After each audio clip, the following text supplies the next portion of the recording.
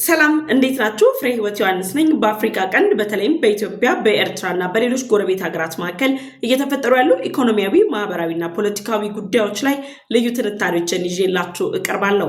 በዛሬው ቆይታችን ላይ ለራስ ገዟ ሶማሌላንድ የአገርነት እውቅናን የሰጠችው እስራኤል የወሰነችውን ውሳኔ ተከትሎ ሌሎች ሀገራት ምን አይነት ውሳኔ ያሳልፋሉ በሚለው ጉዳይ ላይ አንድ ተጠባቂ ሀገር ውሳኔዋ ከእስራኤል ጋር ተመሳሳይ እንደሚሆን እየተነገረ ይገኛል። ይህች ሀገር የምትወስነው ውሳኔ ለራሷ ብቻ ሳይሆን ኢትዮጵያም በቀጠናው ላይ ለሚኖራት የበላይነት ወይም ደግሞ ኢትዮጵያ በቀጠናው ላይ የምታደርገውን እንቅስቃሴ የሚያበረታታ ጭምር እንደሆነ ተገልጿል።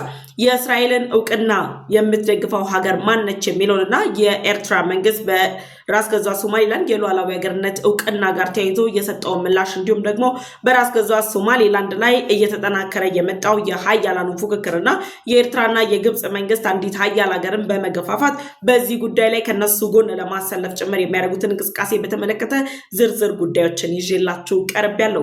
ለዩቲዩብ ቻናሌ አዲስ ከሆናችሁ አሁኑኑ የደወል ምልክቷን በመጫን ቻናሌን ሰብስክራይብ እንድታደርጉ ጠየቅኳችሁ። ቻናሌን ሰብስክራይብ አድርጋችሁ ቤተሰብ ከሆናችሁ ደግሞ ላይክ እና ሼር በማድረግ መረጃው ለሌሎች ወዳጅ ዘመዶቻችሁ እንዲደርስ እንድታጋሩልኝ እጋብዛችኋለሁ።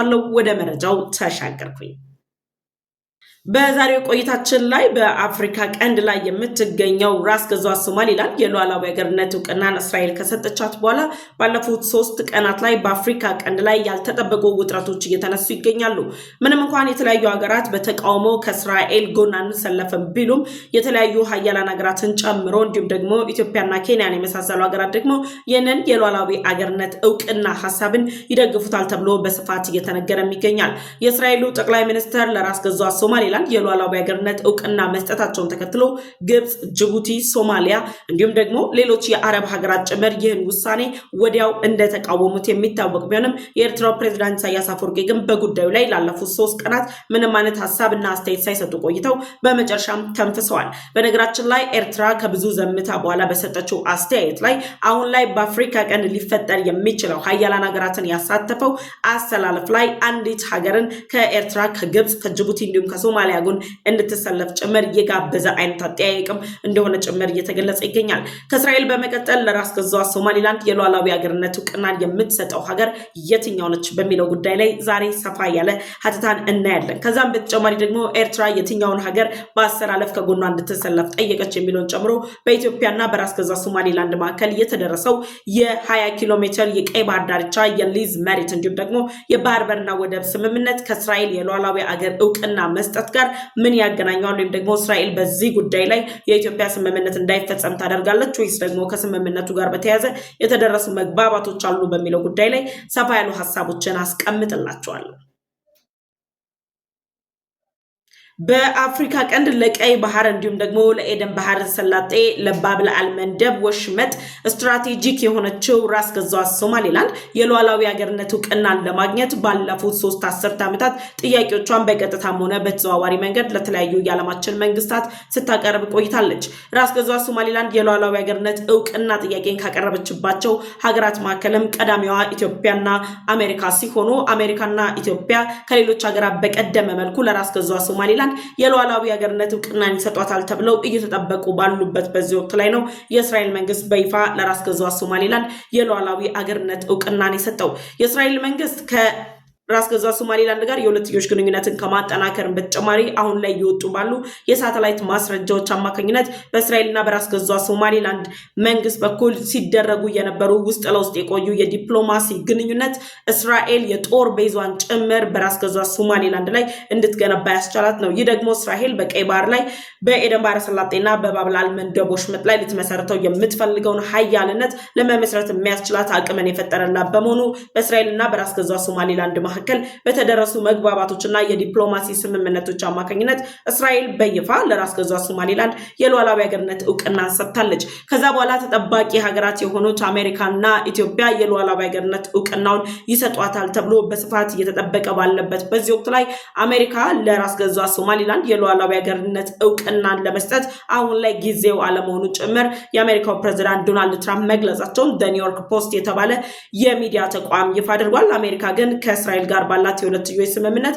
በእስራኤልና በአሜሪካ መካከል ያለው የተግባር አንድነት ጭምር በቀጣይ የራስ ገዟ ሶማሊላንድ የሉዓላዊ ሀገርነት እውቅናን ከሚሰጡ ሀገራት መካከል እንደምትሰለፍ ጭምር እየተገለጸ ይገኛል።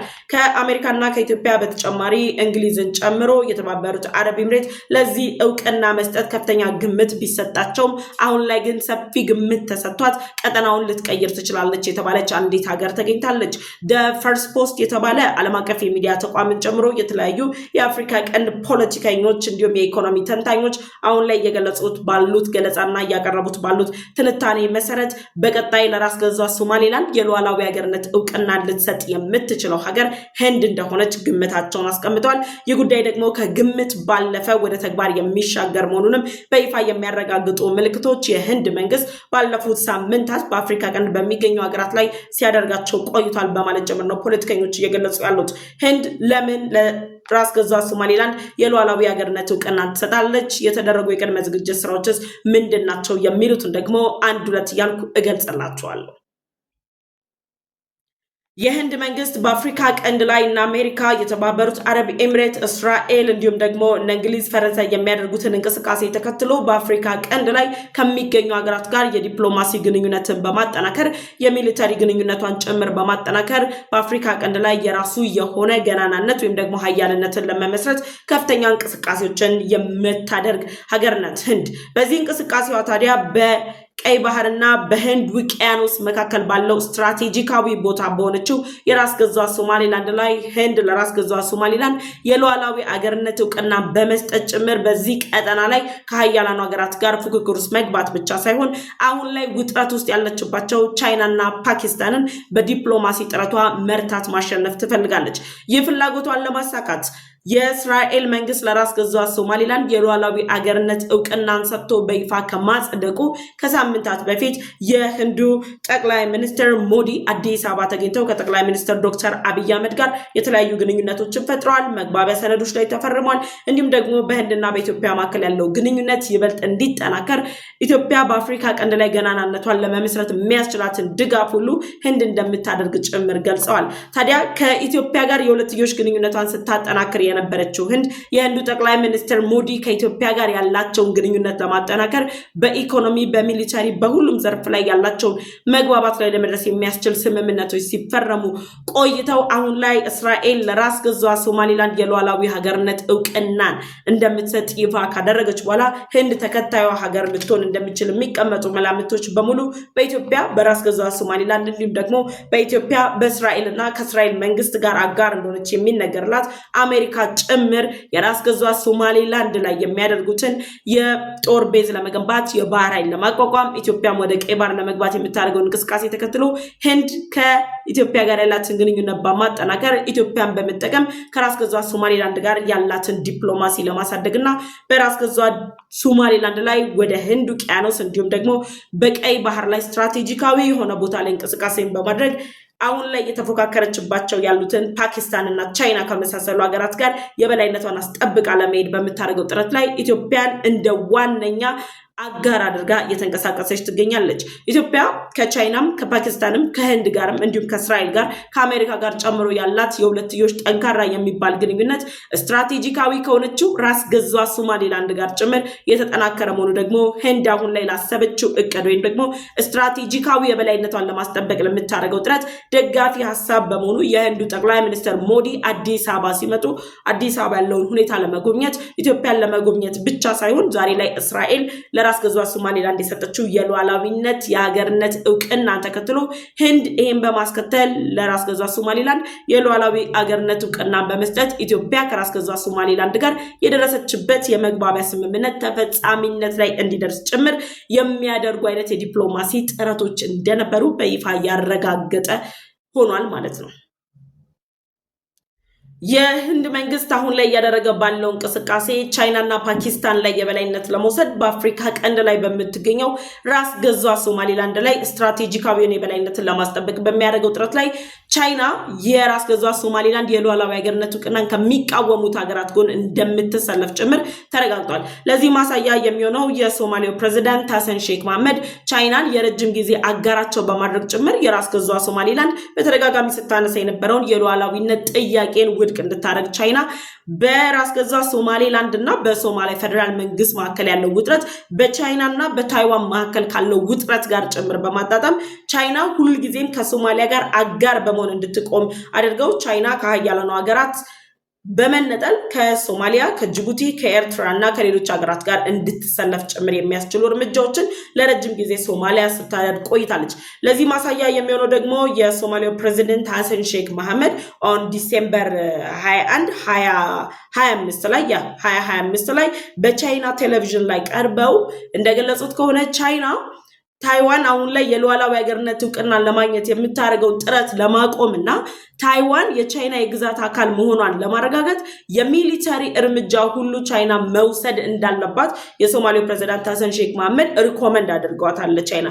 ይህ በግልባጩ ሲነገር ደግሞ የራስ ገዟ ሶማሊላንድ የሉዓላዊ ሀገርነት እውቅናን እንዳታገኝ ሶማሊያ ተመሳሳይ የሆነ እርምጃ በራስ ገዟ ሶማሊላንድ ላይ ለመውሰድ እቅድ እንዳላት ጭምር በይፋ ያረጋገጠችበት ያንጸባረቀችበት አጋጣሚ እንደሆነ ነው የተነገረው። ዲሴምበር 21 ማለት እንግዲህ እስራኤል ለራስ ገዟ ሶማሊላንድ የሉዓላዊ ሀገርነት እውቅናን ከመስጠቷ ከቀናት በፊት የተደረገ ንግግር ነው። ታዲያ አሁን ላይ ለራስ ገዟ ሶማሊላንድ የሉዓላዊ ሀገርነት እውቅናን ትሰጣለች ተብላ ስትጠበቅ የነበረችው ኢትዮጵያ ሳትሆን ለራስ ገዟ ሶማሊላንድ የሉዓላዊ ሀገርነት እውቅናን የሰጠችው ሶማሊያ ልትደፍራት የማትችለው በአፍሪካ ቀንድ የሚገኙ የትኛውም ሀገር በጦርም በለው በዲፕሎማሲ ጥረትም በለው ሊደፍሯትና ሊገዳደሯት የማይችሏት ታላቋን እስራኤልን አሁን ላይ ሊቃወሙ የሚችሉበት ወይም ደግሞ ሶማሊያ እጇን ይዛ ወደዚህ ውጥረት ውስጥ ልትገባ የምትችለው አንድ ሀያል ሀገር ከዛም ባለፈ ቁጥራቸው ከፍ ያሉ ሀያላን ሀገራት ዓለም አቀፍ ተቋማት እንዲሁም ደግሞ የተለያዩ አህጉር አቀፍ ተቋማትን ጭምር በማሳተፍ እንደሆነ የተረዱት የሶማሊያው ፕሬዝዳንት ሐሰን ሼክ መሐመድ ከቻይና ጋር ያላቸውን የሁለትዮሽ የዲፕሎማሲ ግንኙነት በማሳደግ ጭምር የራስ ገዟ ሶማሊላንድን የሉዓላዊ ሀገርነት እውቅናን ቻይና እንድታደናቅፍ ግብዣዎችን እያቀረቡላት ነው የሚገኙት። በነገራችን ላይ የሶማሊያው ፕሬዝዳንት ሐሰን ሼክ መሐመድ የራስ ገዟ ሶማሊላንድ እውቅናን አገኘች ከተባለበት ቅጽበት ጀምሮ ለመላው ሶማሊያውያን የሀገር ክብራችሁን የምታሳዩበት የሶማሊያን ሉዓላዊነት የምታስከብሩበት ጊዜው አሁን ነው በማለት ጭምር ለሶማሊያውያን ቅስቀሳን አድርገዋል። ያ ቅስቀሳ የተደረገው ምንድነው? ራስ ገዟ ሶማሊላንድ የሉዓላዊ ሀገርነት እውቅናን ካገኘች ሶማሊያ ከምታጣው የግዛት አንድነት በተጨማሪ በአፍሪካ ቀንድ ላይ የበላይነቷን ለመገንባት ጥረት እያደረገች ያለችው ኢትዮጵያ ሶማሊያንም እንበለው ከግብፅም ጋር ተጣመረች፣ ከኤርትራም ጋር ተጣመረች፣ ከጅቡቲም ጋር ተጣመረች፣ ሁሉንም ሀገራት ጭምር በአንድ ራስ ገዟ ሶማሊላንድ በምትባል ካርታ በመጠቀም ዜሮ ነው የምታስገባቸው። ይህንን በመረዳት ነው የሶማሊያው ፕሬዝዳንት ሐሰን ሼክ መሐመድ ቻይና ከዚህ ጎን በዚህ አሰላለፍ እንድትተባበር ጭምር ጥሪ ያቀረቡት። በነገራችን ላይ ህንድ ከቻይናና ከፓኪስታን ጋር ያለችበት ውጥረት ለኢትዮጵያ ሌላ አውድ ነው። ምክንያቱም ኢትዮጵያ ከቻይና ጋርም ረጅም ዘመናት የዘለቀ ግንኙነት አላት። ከፓኪስታን ጋር ረጅም ጊዜ የዘለቀ ግንኙነት አላት። እንደውም በቅርቡ ከፓኪስታን ጋር ወታደራዊ ስምምነቶች ጭምር ኢትዮጵያና ፓኪስታን ተፈራርመዋል።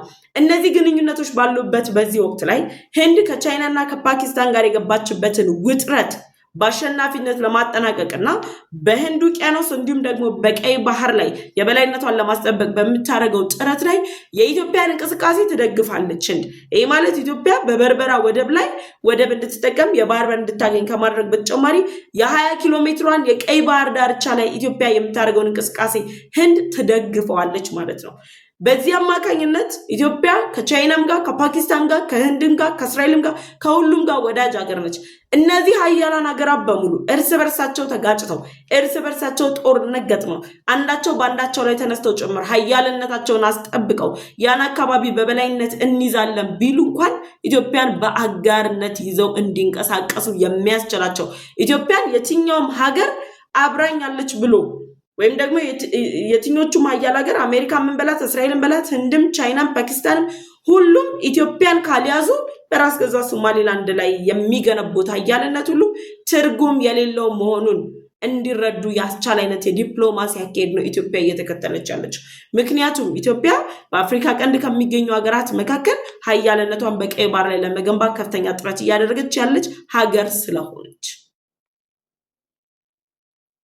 አሁን ላይ እየተደረጉ ባሉ እንቅስቃሴዎች ላይ ራስ ገዟ ሶማሊላንድ የሉዓላዊ ሀገርነት እውቅናን አገኘች ተብሎ ሲነገር የኤርትራ መንግስት ባለፉት 3 ቀናት ዝምታን ከመረጠ በኋላ በማስታወቂያ ሚኒስተሩ አቶ የማነ ገብረ መስቀል በኩል ባስተላለፈው መልእክት ላይ የራስ ገዟ ሶማሊላንድ የሉዓላዊ ሀገርነት እውቅና የሰጠቻት እስራኤል ተገቢ እንዳልሆነ ያንን እንደሚያወግዙት የሶማሊያን ግዛት አንድነት እንደሚያፈርስ ከገለጹ በኋላ ቻይና በታይዋን ጉዳይ ተመሳሳይ ጣፈንታ እንደሚደርሳት ያስቀመጠው የኤርትራ መንግስት ቻይና ከኤርትራ፣ ከግብፅ፣ ከጅቡቲና ከሶማሊያ ጎን በመሰለፍ ወደ ቀይ ባህር ለመግባት ጥረት እያደረገች ያለችው ኢትዮጵያ የራስ ገዟ ሶማሊላንድ ወደቦችን በመጠቀም ወደ ቀይ ባህር እንዳትጠጋ የሚያደርጉት የሴራ አካል ለማድረግ የተደረገ ጥረት ነው።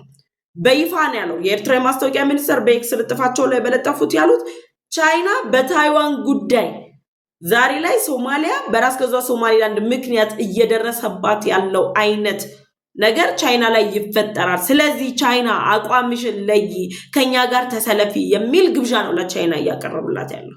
ቻይና አሁን ላይ በራስ ገዟ ሶማሊላንድ የሉዓላዊ ሀገርነት ውሳኔ ምክንያት አጣብቂኝ ውስጥ ከሚገቡ ሀገራት መካከል ቻይና ተጠቃሽ ነች። ፓኪስታን ተጠቃሽ ነች። የኢራን ተጠቃሽነት አለ። አሜሪካ አለች፣ እስራኤል አለች። እነዚህ ሀያላን ሀገራት አሁን ላይ በሚያደርጉት ፉክክር ላይ እስራኤል ከኤርትራ ጎን እንደማትሰለፍ የታወቀ ነው። አሜሪካ ከኤርትራ ጎን እንደማትሰለፍ የታወቀ ነው። ህንድ ከእስራኤል እና ከአሜሪካ ተለይታ ከኤርትራ ጎን እንደማትሰለፍ የታወቀ ነው። ስለዚህ ኤርትራ ያላት ብቸኛ አማራጭ ቻይና በታይዋን ጉዳይ የሚደርስብሽ ተመሳሳይ እጣ ስለሆነ በሶማሊያ ጉዳይ ላይ ከኤርትራ ጎን ልትቆም ይገባል፣ ከሶማሊያ ጎን ልትቆም ይገባል፣ ከነ ግብፅና ከነ ጅቡቲ ጎን ልትቆም ይገባል። ቻይና በዚህ ጉዳይ ላይ የማትስማሚ ከሆነ ኢትዮጵያ ወደ ቀይ ባህር ትገባለች።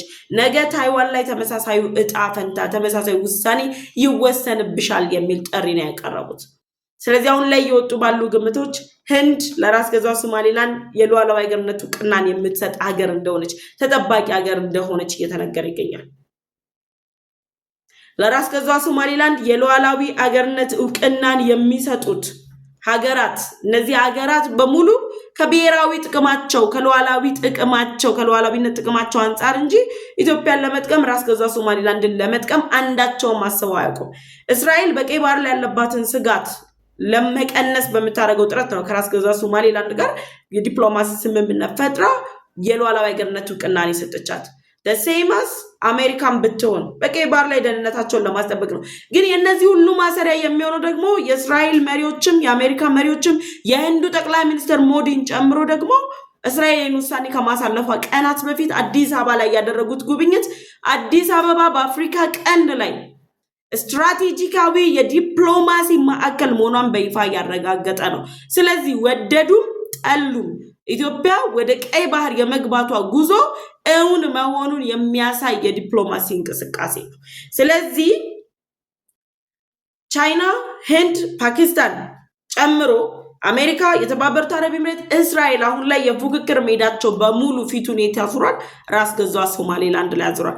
እነዚህ ሀገራት ሳትጎረብጣቸው በአጋርነት ይዘዋት የሚጓዙት ሀገር ደግሞ ኢትዮጵያ ነች። ስለዚህ እነ ግብፅ በቀጠናው ላይ የሚያደርጉት እንቅስቃሴ፣ ኤርትራ በቀጠናው ላይ የምታደርገው እንቅስቃሴ፣ ጅቡቲ በቀጠናው ላይ የምታደርገው እንቅስቃሴን ጨምሮ ሌሎች ሀገራት በቀጠናው ላይ የሚያደርጉት እንቅስቃሴ ሁሉ አሁን ላይ ለነዚህ ሀያላን ሀገራት ምንም ነው።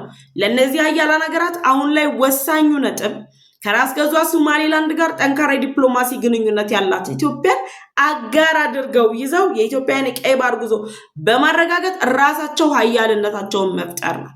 ከራስ ገዟ ሶማሊላንድ ጋር መግባባት ላይ ደርሰው ሀያልነታቸውን ለመገንባት ከኢትዮጵያ ጋር ካልተጣመሩ በስተቀር በቀይ ባህር ላይ እነዚህ ሀገራት ደህንነታቸው ሊጠበቅላቸው እንደማይችል ጭምር ያውቁታል።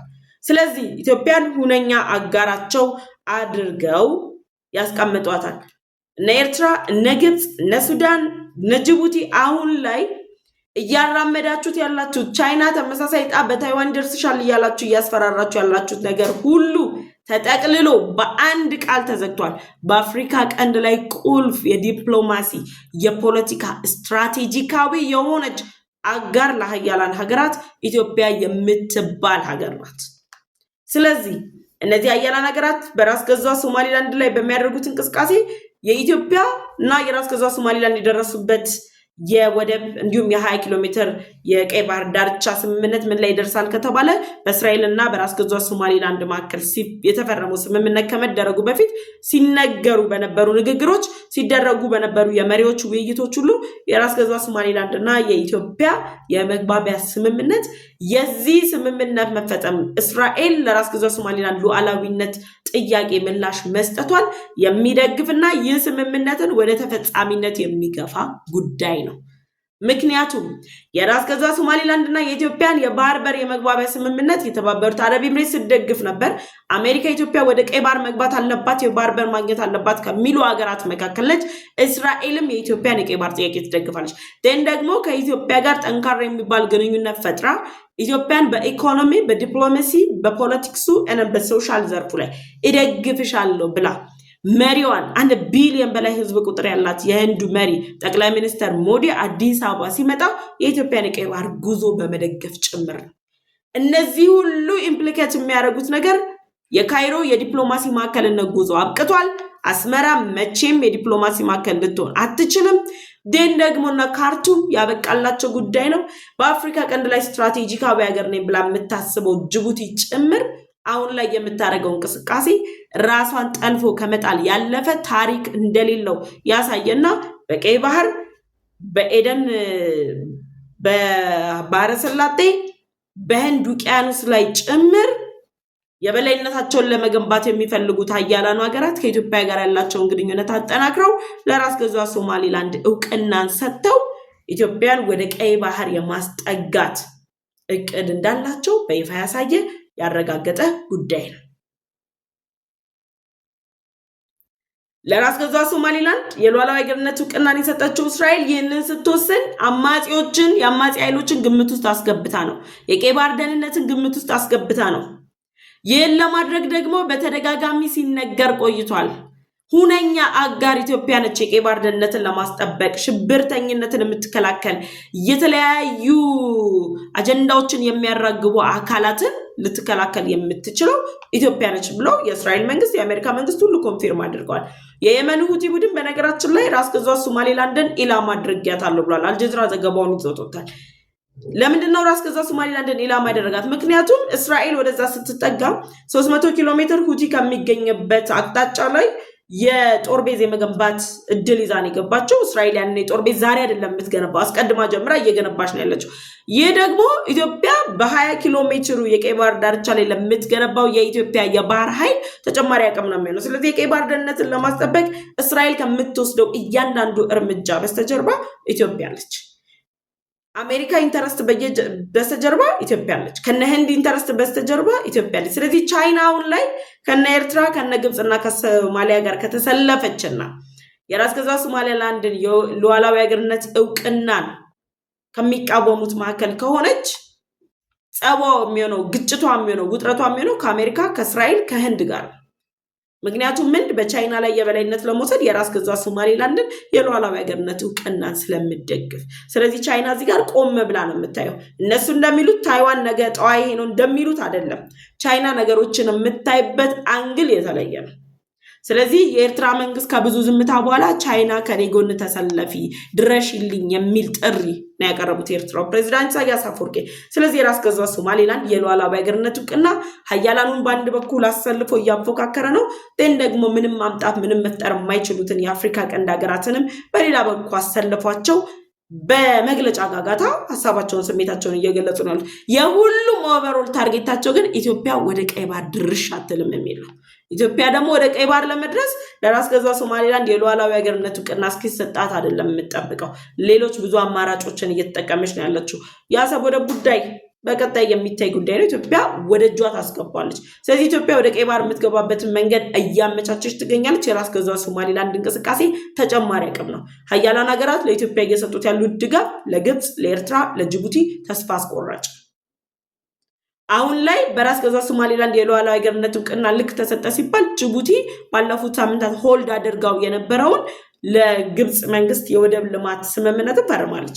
የግብፁ የኢንዱስትሪ ጉዳዮች ምክትል ጠቅላይ ሚኒስትሩ እንግዲህ ጅቡቲ ድረስ በመሄድ 3 የልማት እንቅስቃሴዎችን በጅቡቲ ለማድረግ ከስምምነት ደርሰዋል።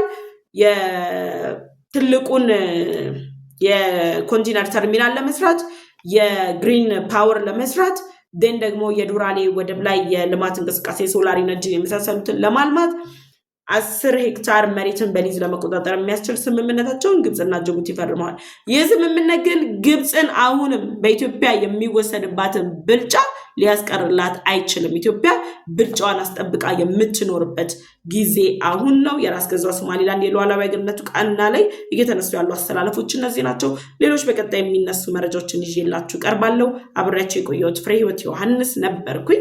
በሌሎች መረጃዎች እስከምንገናኝ ድረስ እጅግ አድርጌ አመሰግናለሁ።